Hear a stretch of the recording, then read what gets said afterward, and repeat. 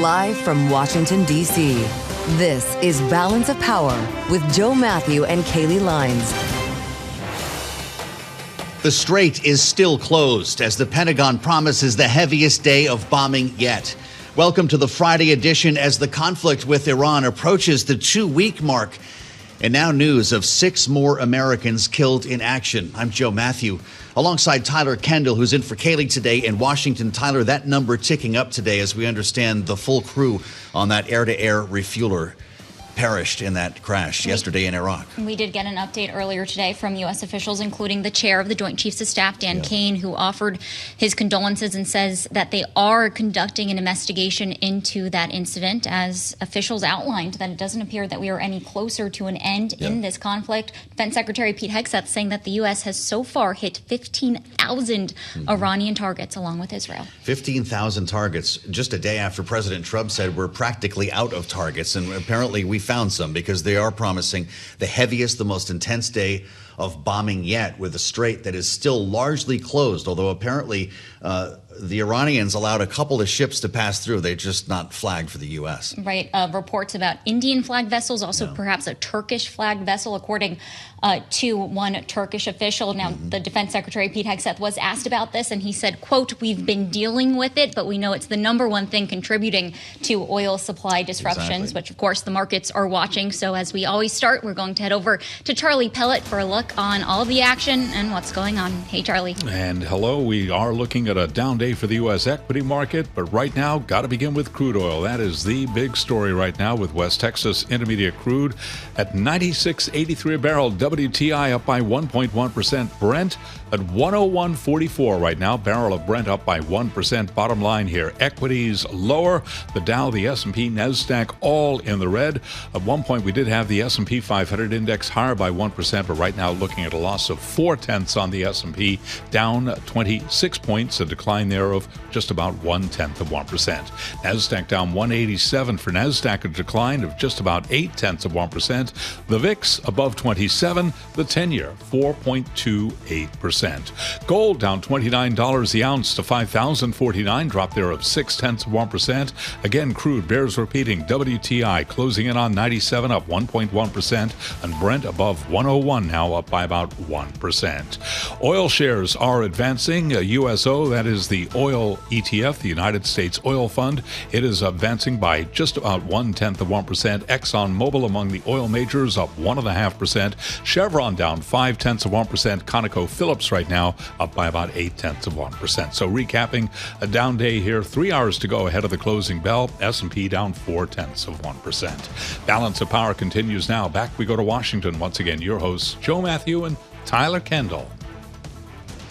All right, Charlie, thanks so much. As Charlie mentioned, I'm Tyler Kendall here in Washington alongside Joe Mathieu. We'll check in with Charlie Pellet later in the program as the U.S. threatens that the war with Iran is going to intensify. We heard from President Trump in a post earlier today saying that the U.S. has unlimited ammunition and that the U.S. has, quote, plenty of time. This came right before a briefing from senior U.S. officials, including the Defense Secretary Pete Hegseth, who is confirming that the U.S. and Israel have hit more than 15,000 targets and says that Iran's one-way drone capability is now down 95%. That the United States is decimating the radical Iranian regime's military in a way the world has never seen before. Never before has a modern, capable military, which Iran used to have, been so quickly destroyed and made combat ineffective, devastated. It's about to get more devastating. According to the Secretary of Defense, this will be the most intense day of bombing yet. And if you read the president's post on Truth Social, they are consistent. We have, quote, unparalleled firepower, the president writes, unlimited ammunition, and plenty of time. He says, watch what happens to these deranged scumbags today. Jennifer Welch has been leading our coverage here at Bloomberg Economics, our chief geoeconomics analyst when it comes to not only the status of the war on the ground here, but its impact on the economy and, of course, energy prices. Jenny, it's great to see you and welcome back to Balance of Power. What do we make of this moment that we're in with a market that's fearing going long into the weekend? What might happen in the next couple of days? Well, I think it's really introducing questions about what President Trump had said earlier in the week, that he expected that the war would end very soon, although he had caveated probably not this week. It looks like it might not be next week either.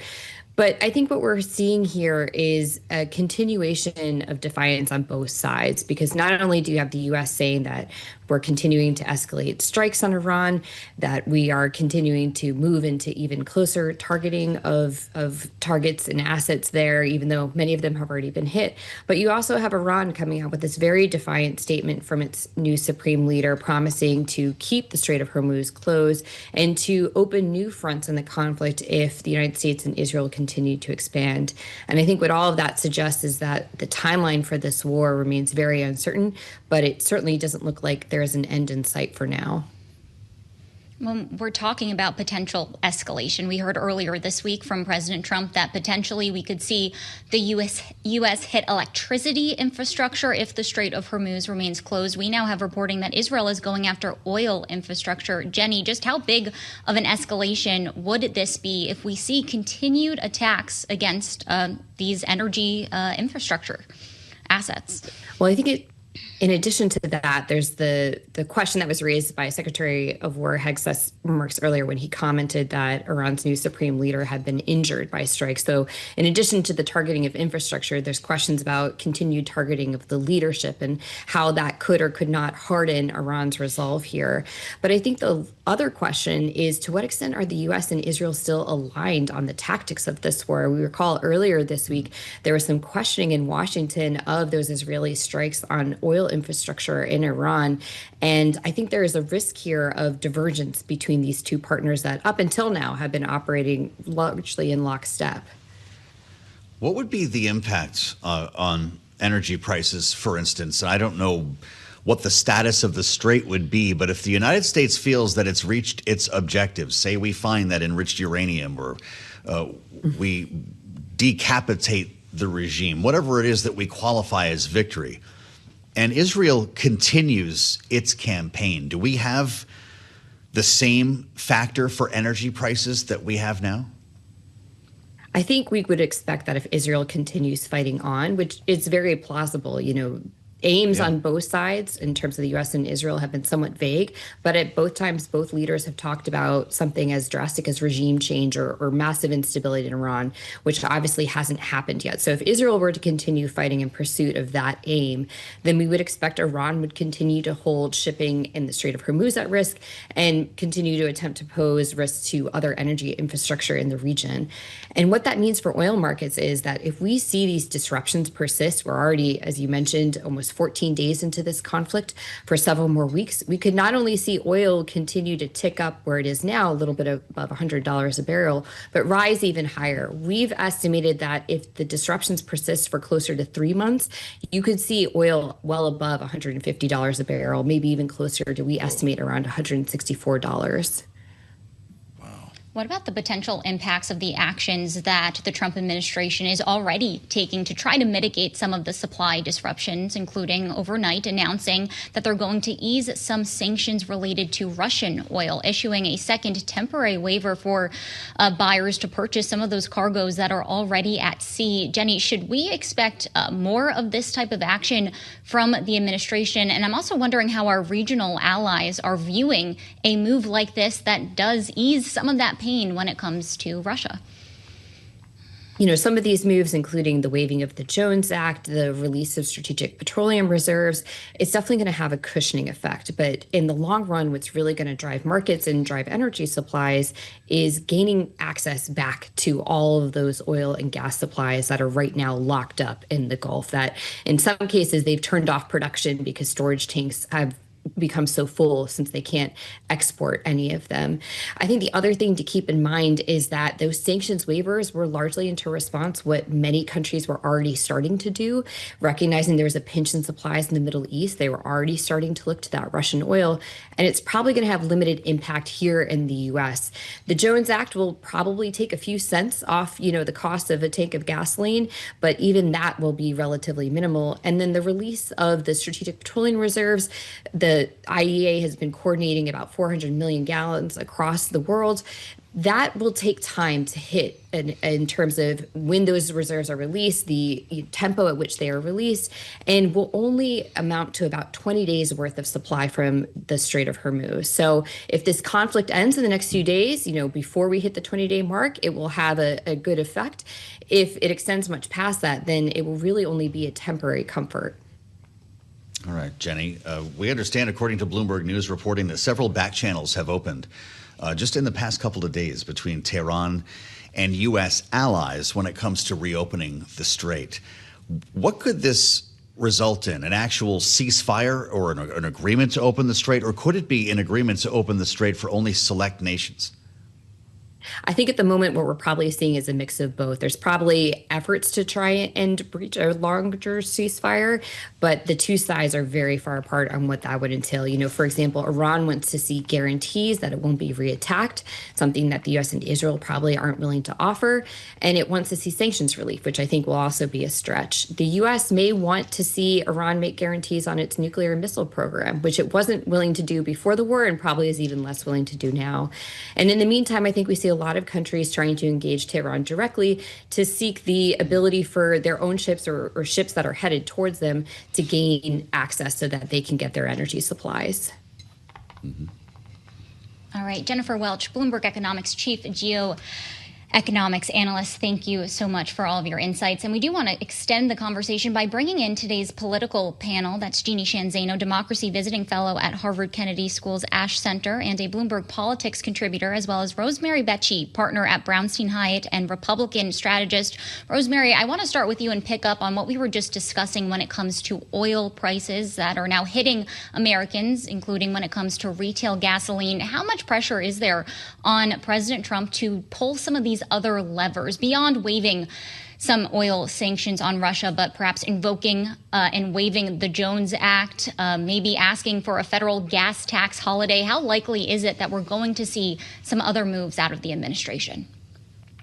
So I think that as your previous guest talked about, to the extent that this continues, more and more pressure is going to be on the president to look at other means of reducing, the price at the pump.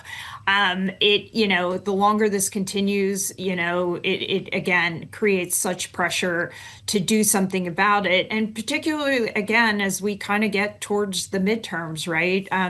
I think that, as we saw in the last election cycle, that, Americans aren't feeling better off and that, they are concerned about affordability. And so I do think that, the president and others are recognizing that. And I think that ultimately they will be looking to do other things to bring down, the price of gas. Remember, during the State of the Union, he did talk about how low gas prices are. So the last thing you want to see is them, climbing higher and higher.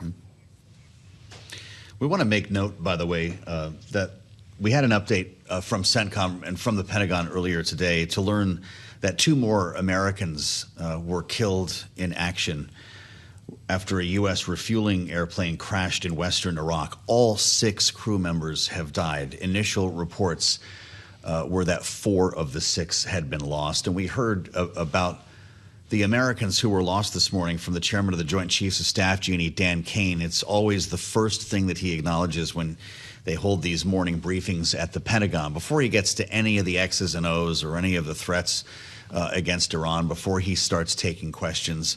The Secretary of Defense obviously has a very different approach here, civilian leadership, a former Fox News personality, and of course a veteran himself.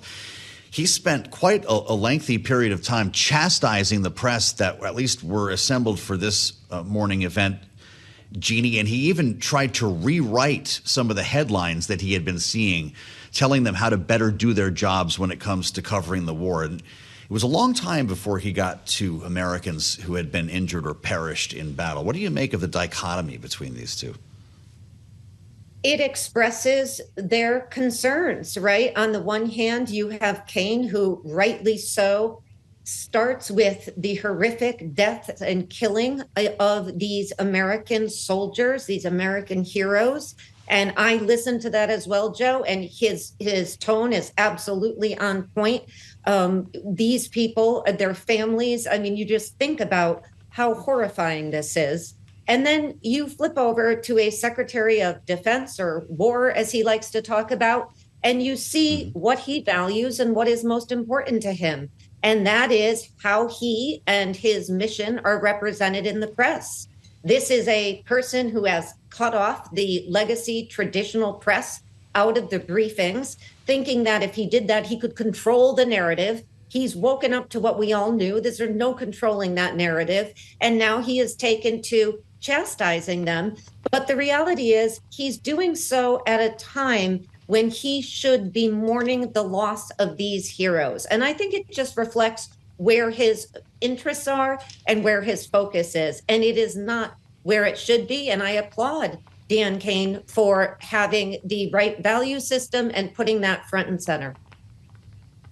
Well, 13 U.S. service members have been killed since the war started. Rosemary, let's get your thoughts here on the administration's messaging when it comes to this, but then also about what tactical success and objectives look like on the ground, because we've been talking about it all week here. The markets are watching very closely. Everybody is watching very closely on what the potential timeline is going to be. And we've heard some mixed signals, right? President Trump saying that this could be over as soon as he wants it to, but then also saying in a post earlier today that the U.S. is willing to sustain this for as long as it takes. So, I mean, obviously, you know, the goal here is to get this over with as quickly as possible. I mean, I don't think the goals have changed here, right? I think the goals is to get a regime change in place. The goal is not to have boots on the ground. And I still think that the administration and the president are pushing for this. And I don't think the messaging has changed. And maybe we just need to continue to remind everybody that this is about keeping Americans safe. This is, you know, was part of the president's agenda. And I think that we just, you know, need to be reminding everyone of that. And hopefully, you know, this will move quickly and we will see a resolution shortly. But I do think that there's still a commitment towards, you know, making sure there is no boots on the ground and that we resolve this as quickly as possible. And we do see a regime change here. Jeanne, we only have a minute left. I'm taken by this poll from Quinnipiac University that finds a whopping number. 77% of Americans think a terror attack is likely because of this, or in response to the military action against Iran. It's more like 30 seconds at this point. If such an attack occurs, does that strengthen the resolve of the American people or create more opposition to the conflict? You know, I think it'll strengthen their resolve to defend the homeland, but I think it will also underscore what a misguided situation we are in at the hands of an administration with no clear goals or ability to achieve them in a war that he said he wouldn't start and has now gotten us into. And we will have boots on the ground because that's the only way you can get that 900 pounds of uranium out. We'll be talking about that if it happens, Jeanne. Great panel, and thank you both, Jeanne Zaino and Rosemary Becchi. I'm Joe Mathieu alongside Tyler Kendall in Washington. This is Bloomberg. And I'm Tyler Kendall here in Washington with Joe Mathieu. And as we continue to cover the updates related to the conflict with Iran, the idea of artificial intelligence and the battlefield keeps coming up in conversations. And we're tracking developments in the ongoing dispute between Anthropic and the Pentagon over the company's demands for safeguards in exchange for the military using its AI tools. The Trump administration moved to designate Anthropic a supply chain risk. And Joe, now the company is suing over this, telling a judge earlier this week that it is poised to lose potentially billions of dollars in revenue because of the decision. Yeah, it could, be a massive impact on its business. It's a $200 million contract with the Pentagon, but as we've discussed with Mike Shepard before, if you unwind all of its operations with every other defense contractor or any company that's doing business with the Pentagon, that number gets a lot bigger. So we did want to update things because this has been a dicey week for Anthropic, and it's a precedent-setting moment at the Pentagon and beyond when we start looking at the use of artificial intelligence technology. Mike is Bloomberg Senior Editor for Technology and Strategic Industries. And Shep, it's great to have you as always here. So we've got the lawsuit. But the fact is, as I understand it at least, and I'd love to know what you're hearing, Anthropic is still being used, and it could be for the next 6 months by the Pentagon, even as we wage war against Iran. It is still being used. And there really is the conundrum in a way that the Pentagon, on the one hand, is saying that because you won't abide by our terms, the government's terms, you are now a supply chain risk, and yet we need your technology for the next 6 months until we find a suitable replacement. There is an inherent contradiction, and that is one that has been highlighted in the government's case. And there are some companies that are not only waiting in the wings, but really stepping forward to try to perhaps take some of that business. OpenAI, most obviously, and perhaps brazenly, certainly in Anthropic's view, stepped in hours after President Donald Trump and Defense Secretary Pete Hegseth ordered that the company be declared a supply chain risk and debarred from federal business. They stepped in with their own version of proposal for classified work. And then we have also seen XAI, Elon Musk's AI venture, step in with a plan and approval to do classified work as well. But neither is as fully advanced as Anthropic has been with its Claude tool. So there's these discussions with some other AI tools and companies in the Pentagon. There's now these 2 lawsuits that Anthropic has brought, I believe one in California, one here in Washington. Are there any discussions between the company and the Pentagon that we know about outside of the legal matter here? Is there another viable off-ramp for this Tyler, dispute? this is really the heart of the matter, because in every single other dispute, whether it be an antitrust case, you name it, the parties always try to talk behind the scenes to see if they can maybe diffuse things and not have to go all the way through the whole rigmarole of the courts, and then maybe lead to an outcome that is less than satisfying. To be clear, the Pentagon wants to keep using Anthropic's tools. The defense personnel who have been employing them through classified and unclassified platforms really like them. They're adaptable, and in much the same way that across the business world, those tools have been embraced in a lot of different ways. So too in the government. And yet there is this conflict over the terms. Now, as for talks, we interviewed the Pentagon official who's been leading these discussions. And at the beginning of the week, he flatly said that, nope, talks are over, we're moving on. But this is the Trump administration, and we know that never really doesn't always mean never. I wonder if the Pentagon has a point, Mike, and we get to the philosophical or sort of moral, ethical problem here. They want a product that they can use as they see fit. They don't want a company telling them how to use it. That would be no different than Boeing or Lockheed or General Dynamics or Raytheon, right? We're selling you missiles, but you're going to use those missiles as you see fit. We can't attach strings to them. Why should AI be different? Well, it's a great question, and I'm glad you brought up the analogy between other defense contractors, because the ones that are providing those sorts of armaments for kinetic purposes, like a bomb or a missile, they don't have a little asterisk there saying, you got to come back to us if this use case comes up. Doesn't happen.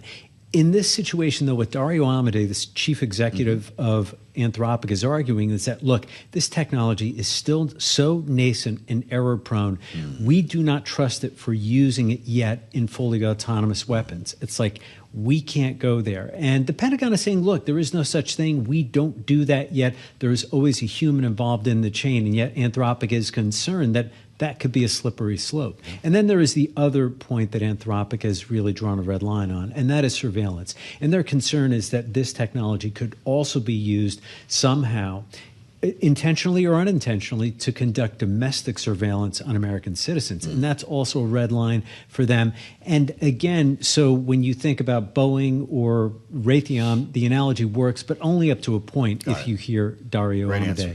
So given that the dispute over these use cases has not been resolved, it's my understanding that there is now this 6-month phase out for the technology.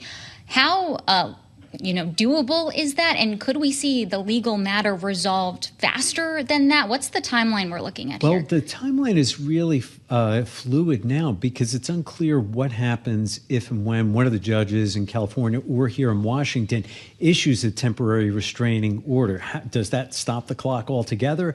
And then as far as the adaptation to another provider, another technology, say OpenAI, XAI, or even Google, which this week has been ported on to provide unclassified work for the Pentagon, it would take some time. We have talked to experts who do not only procurement, but specialize in technology with the Pentagon, and they said, look, it would be a little bit messy, but eventually you could find something that would plug in. Now, the question, though, Tyler, is would the user experience and the effectiveness of the technology be quite the same in this sense?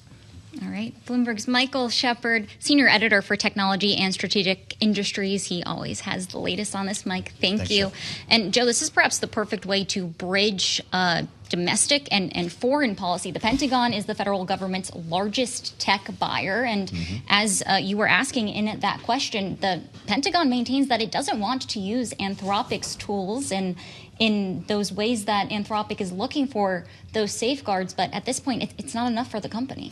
That's absolutely right. And whether this is something that progresses from here has yet to be seen. In the next 6 months, as this technology is unwound, maybe a new precedent will be set.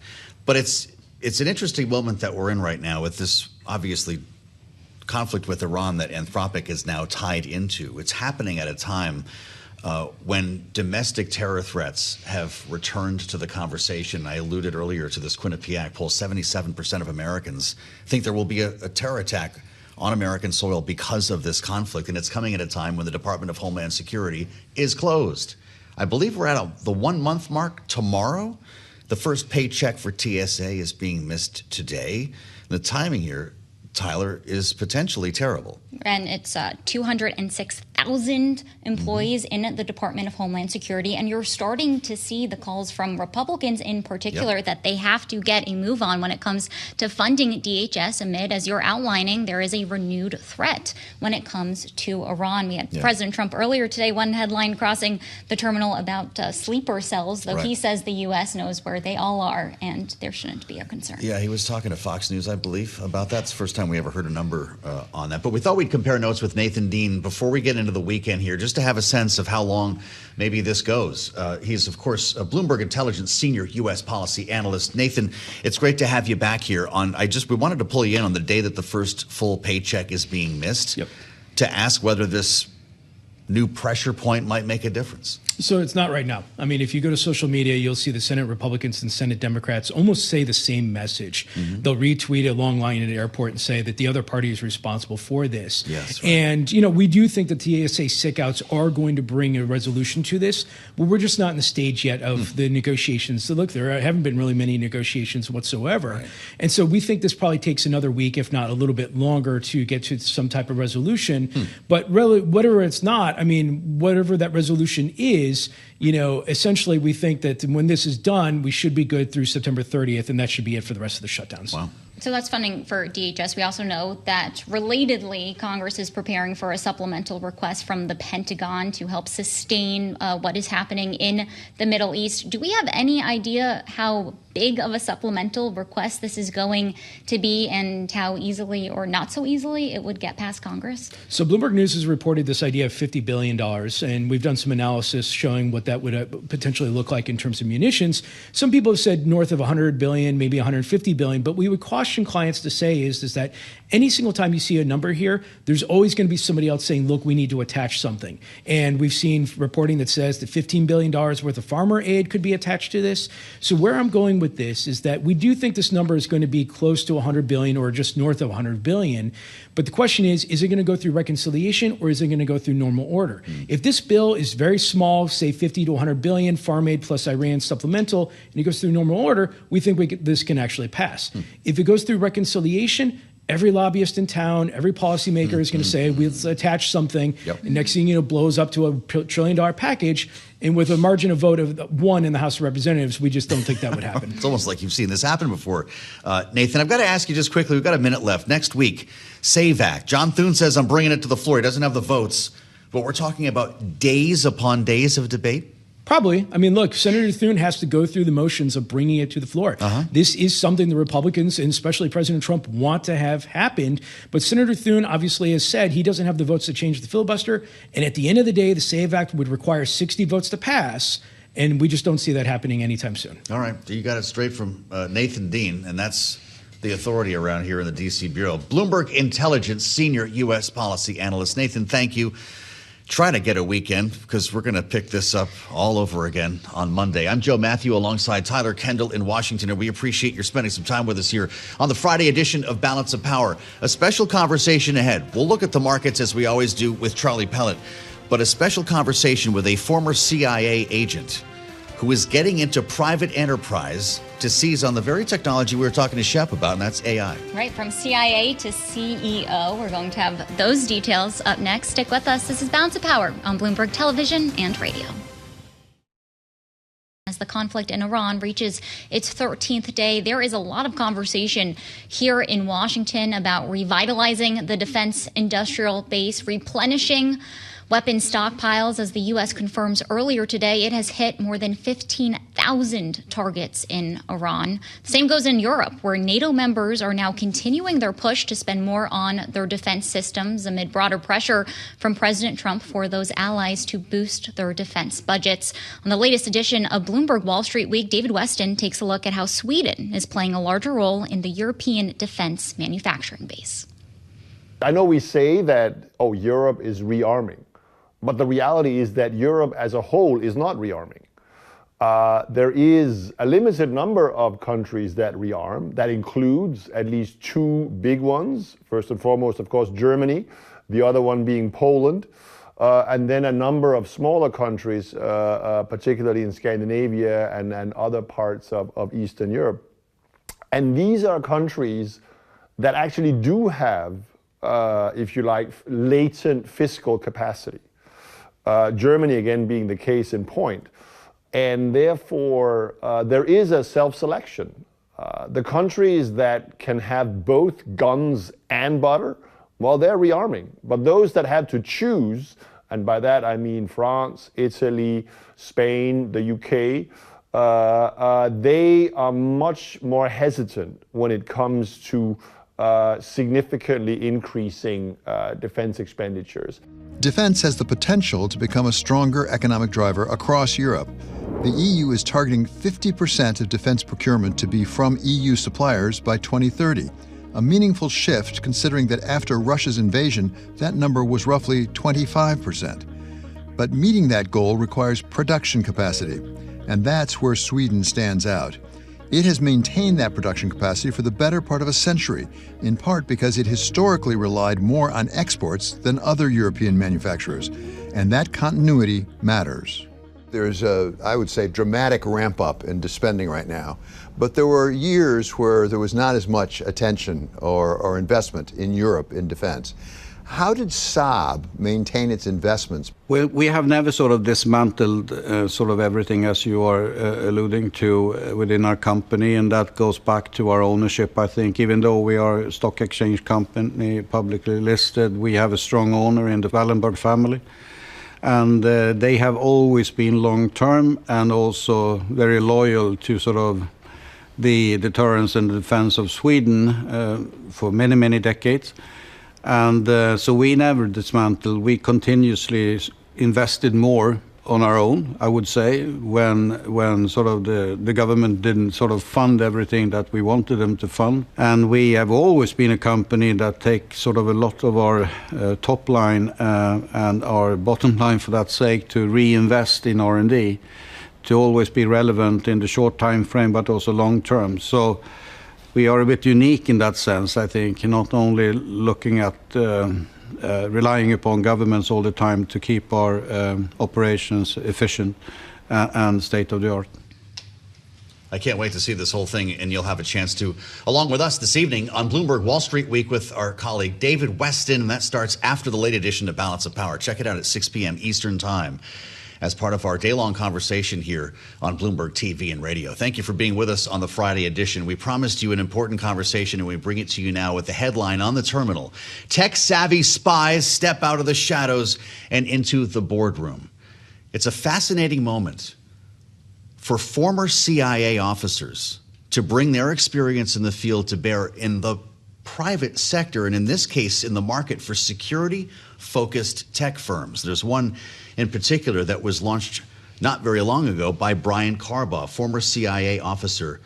And it's a company that is actually harnessing the very technology that we were discussing earlier with Mike Shepard, and that's artificial intelligence. Andesite is the name of the company, and that former CIA officer, Brian Carbaugh, is with us right now. Brian, welcome to Bloomberg TV and radio. It's great to see you. Thanks for having me.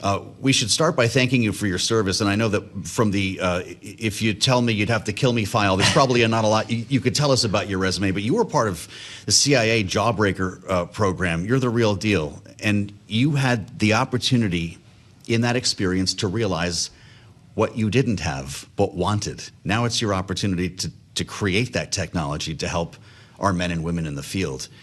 Andesite is compiling massive amounts of data to do what with in combat? Yeah, I think it's a great question. For me, going back to that experience in Afghanistan after 9/11, obviously speed was essential. We had to move very quickly. The threats were compounding. All of us who were on those first waves in Afghanistan knew that our country was at risk. The attacks were going to multiply.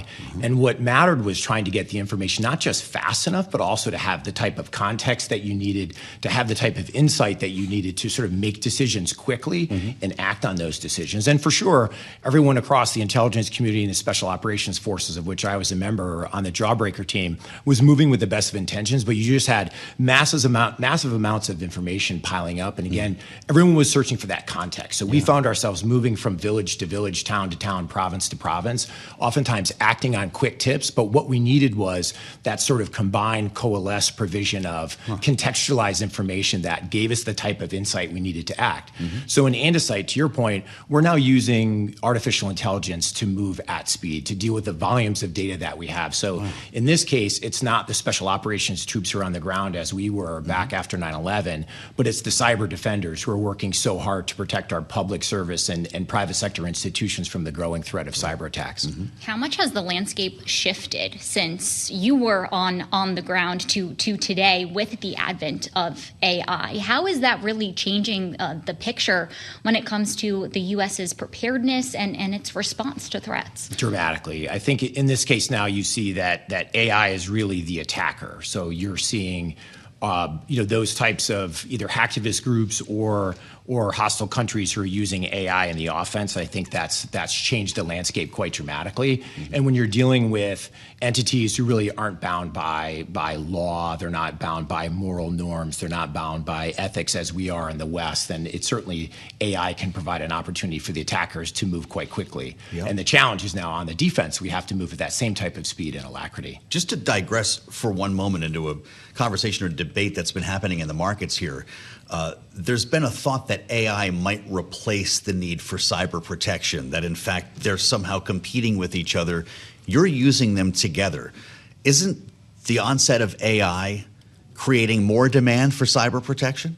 I think it does, precisely for one of the reasons we just mentioned. We're seeing attackers who are using AI. As opposed to replacing these platforms, though. How are you marrying them together? For sure. A quick background, my thought on that. When I look at the aspects of my time at CIA from which I draw the most satisfaction and sort of gratification, it was really the power of the team. So it was that human team that was able to harness technology, to use technology as an enabler. It was diverse teams with different types of backgrounds that came together unified by a mission to really solve hard problems. At Andesite, we're taking that same approach. So we build a culture that's really powerfully enabling, that both within our company and for our customers, we say that we think the human beings are central to using AI to address these problems. I think, as we look at the power and promise of AI, it offers immense opportunity in dealing with volume, but we think even the U.S. intelligence community I'd seen with greater signals intelligence collection, more volume of data, you lose context and you lose that awareness. Yeah. Having the human being be at the helm is core to what we do, so that the human can use that which is uniquely human in the end, which is to use their judgment to make those decisions. Well, that's incredibly important. Will that always be the case for AI, or is that the space we're in right now? I think when we look at the power of generative AI, it's important for us to remember that as it stands right now, it's not deterministic. Got it. It makes mistakes. Yeah. It makes inferences that are not correct. It can say and do things that are inaccurate. And if we're using AI to generate a poem, that might be sort of comedic, but when you're trying to protect your perimeter security inside a network, it's less funny. So we think that, as the AI improves, as the accuracy and credibility improve, then for sure within Andesite, we'll automate more of the workflow. But we think the right architecture, the right decision is to empower the human to be at the helm, make those decisions, really sort of enabled and enhanced by the power of AI. So what sort of guardrails or safeguards would you think would be the right way for the administration, for the federal government to be thinking about this? And I'm also curious about who you work with, the public and the private sectors. Do they have different needs when it comes to this and to this broader discussion about keeping consumers of this safe? Yeah, I think to the different needs, one thing I'd say is we think the threat vectors are the same. So the threat actors, the types of attacks that, whether it's public or private sector institutions, the threat is the same and it's growing.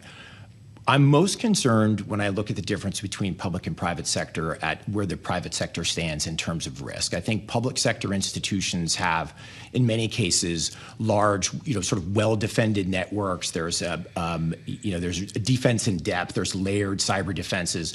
When I look at private sector entities, particularly businesses with a global footprint, with potentially international, geographically dispersed supply chains, there's risk there. And I think certainly in today's environment, any businesses that are interacting with our counterparts in Israel are at a heightened degree of risk.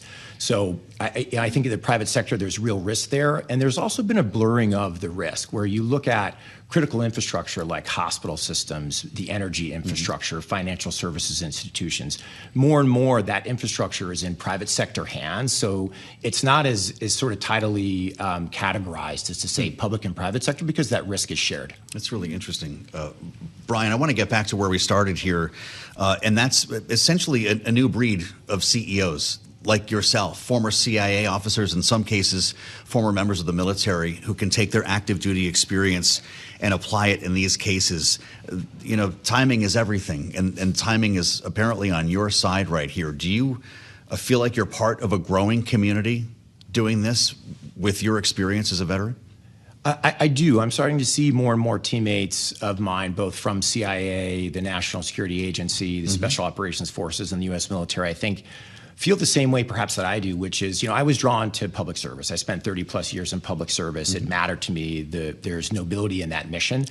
And I think to the conversation we're having here, when you look at the vulnerability of our energy systems, our hospital and medical systems, you look at the attack that just happened this week, this matters. And to the extent that we can draw from the type of cultural experiences we had, the types of environments in which we operated to try to apply those skills and experiences in building a business to help address these types of attacks, then I'm absolutely grateful for the opportunity. Joe mentioned the timing. We're also seeing an administration that's trying to boost defense budgets. I believe President Trump's request for the Pentagon next year would boost it by about 50%. How much is this a boon to your industry and the support that we could see for making sure that we're bolstering our technology in the name of defense of the U.S.? I think it's a recognition that in light of what's happening right now and with an eye to the future, that the threats will continue to grow. So resourcing cyber defense systems and technologies, resourcing the public sector defense of our cyber systems is critically important. So to be able to play a part in that and be a part of a team, again, of some pretty extraordinary people who are part of a really powerful network, it's a great opportunity, and certainly it's the right time. All right, Brian Carbaugh, CEO and co-founder of Andesite. It was so great having you here in studio. Thank you. Thanks so much. Congrats on your company. We'd love to hear more about how it grows in the near term. You're based right here in Virginia, where we are in the nation's capital. Tyler, the President of the United States likes to talk about central casting. I don't know where they found this man, but I think he used to work for the CIA. It's great to meet Brian, and we thank him for his service. We'll meet you back here on the late edition of Balance of Power. That starts at 5 p.m. Eastern Time. Think of what could happen between now and then. They've got the rodeo winners at the White House, Tyler. They do, but that event is still closed to the press, I think, to our dismay. But we'll be waiting to see if President Trump opens up any of those events as we head later into the afternoon and look for any developments when it comes to the conflict in Iran. Keep it here. This is Bloomberg.